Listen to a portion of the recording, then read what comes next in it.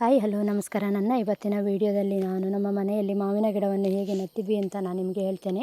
ಇದು ಎಲ್ಲಿಂದ ತಂದದ್ದು, ಎಷ್ಟು ರೇಟಿದ್ದು ಮತ್ತು ಇದು ಹೇಗಿದೆ, ಯಾವ ಜಾತಿ ಅಂತ ಸಹ ಹೇಳ್ತೇನೆ ನಾನು ನಿಮಗೆ.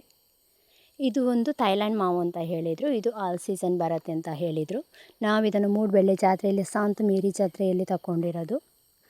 ಇದಕ್ಕೆ 450 ಹೇಳಿದರು. ನಾವು ಯಾವಾಗಲೂ ಅದೇ ನರ್ಸರಿಯವರ ಹತ್ರನೇ ತಗೊಳ್ತಾ ಇದ್ವಿ ಹೂವಿನ ಗಿಡ ಎಲ್ಲ.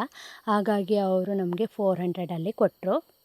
ನಾವು ಇದಕ್ಕೆ ಮಣ್ಣು ಹಾಕಿದ್ವಿ ಪಾಟಿಗೆ. ಮತ್ತು ನಾವೀಗ ಗೊಬ್ಬರ ಹಾಕ್ತಾ ಇದ್ದೇನೆ. ಗೊಬ್ಬರವನ್ನು ಹಾಕುವಾಗ ಡೈರೆಕ್ಟ್ ಹೀಗೆ ಹಾಕಬಾರ್ದು, ಹುಡಿ ಮಾಡಿ ಹಾಕಬೇಕು. ಇದು ಸೆಗಣಿ ಥರ ಇದೆ, ಬಟ್ ಇದು ಸೆಗಣಿ ಕಾಂಪೋಸ್ಟ್ ಆಗಿದೆ. ಇದು ಫುಲ್ ಸೆಗಣಿ ಥರ ಎಲ್ಲ ಕಾಂಪೋಸ್ಟ್ ಆಗಿದೆ. ಈ ಡ್ರೈ ಇರೋದನ್ನು ಹೀಗೆ ಹುಡಿ ಮಾಡಿ ಹಾಕಬೇಕು. ಯಾಕಂತ ಹೇಳಿದರೆ ಒಂದೇ ಕಡೆ ಹಾಕಿದರೆ ಅದು ಬೇರಿಗೆ ಜಾಸ್ತಿ ಹೀಟ್ ಆಗುವ ಸಾಧ್ಯತೆ ಇರ್ತದೆ. ಹೀಗೆ ಹುಡಿ ಮಾಡಿ ಹಾಕಿದರೆ ಮಣ್ಣಿನ ಜೊತೆಗೆ ಮಿಕ್ಸ್ ಆಗುವ ಸಾಧ್ಯತೆ ಇರ್ತದೆ. ಮಣ್ಣಿನ ಜೊತೆಗೆ ಮಿಕ್ಸ್ ಆಗಿ ಒಳ್ಳೆಯದಾಗ್ತದೆ. ಹಾಗಾಗಿ ಹುಡಿ ಮಾಡಿ ಹಾಕಬೇಕು, ಒಂದೇ ಕಡೆ ಹಾಕಬಾರ್ದು. ಅದು ಹಾಗೆಯೇ ನಿಲ್ತದೆ, ಕರಗುವುದಿಲ್ಲ. ಹಾಗಾಗಿ ನೋಡಿ, ಇದನ್ನೆಲ್ಲ ಪುಡಿ ಮಾಡಿ ಹಾಕಿ ಆಯಿತು. ಇದಕ್ಕೆ ಮತ್ತೆ ಒಂದು ಲೇಯರ್ ಮಣ್ಣು ಹಾಕಬೇಕು. ಮಣ್ಣು ಹಾಕಿದ್ವಿ, ಒಂದು ಲೇಯರ್ ಮಣ್ಣು ಹಾಕಿದ್ವಿ. ಇದಕ್ಕೆ ನಾವು ಗಿಡವನ್ನು ತೊಟ್ಟೆಯಿಂದ ತೆಗೆದುಬಿಟ್ಟು ಗಿಡವನ್ನು ಹಾಕ್ತೇವೆ.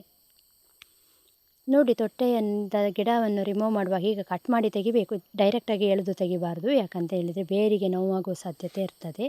ಹಾಗಾಗಿ ಯಾವುದೇ ಗಿಡ ನಾವು ನರ್ಸರಿಯಿಂದ ತಂದ್ರೂ ಹೀಗೆ ರಿಮೂವ್ ಮಾಡಿ ಹಾಕಬೇಕು. ಇದರಲ್ಲಿ ಚಿಕ್ಕ ಚಿಕ್ಕ ಕಲ್ಲುಗಳೆಲ್ಲ ಇದೆ, ಅದನ್ನೆಲ್ಲ ತೆಗಿತೇನೆ ನಾನು.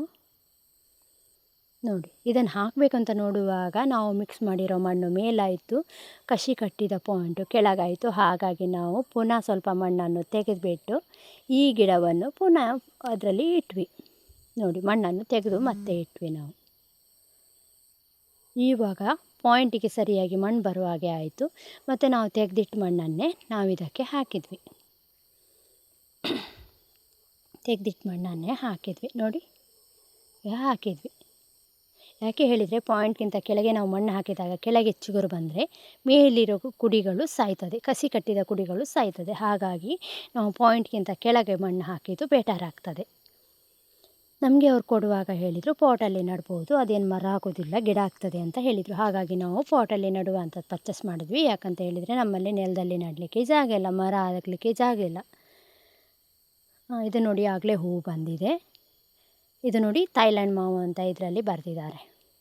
ಇದು ಯಾವ ಥರ ರಿಸಲ್ಟ್ ಬರುತ್ತೆ ಅಂತ ನೆಕ್ಸ್ಟ್ ನಾನು ನಿಮಗೆ ಹೇಳ್ತೇನೆ. ಈಗ ನಾನು ಇದಕ್ಕೆ ಹಿಂಡಿದು ಫರ್ಟಿಲೈಸರ್ ಕೊಡ್ತೇನೆ. ಕಹಿಬೇವಿನ ಹಿಂಡಿ ಸ್ವಲ್ಪ ಜಾಸ್ತಿ ಹಾಕಿದ್ದೇನೆ, ಮತ್ತು ಶೇಂಗಾ ಹಿಂಡಿಯನ್ನು ಸ್ವಲ್ಪ ಕಡಿಮೆ ಹಾಕಿದ್ದೇನೆ.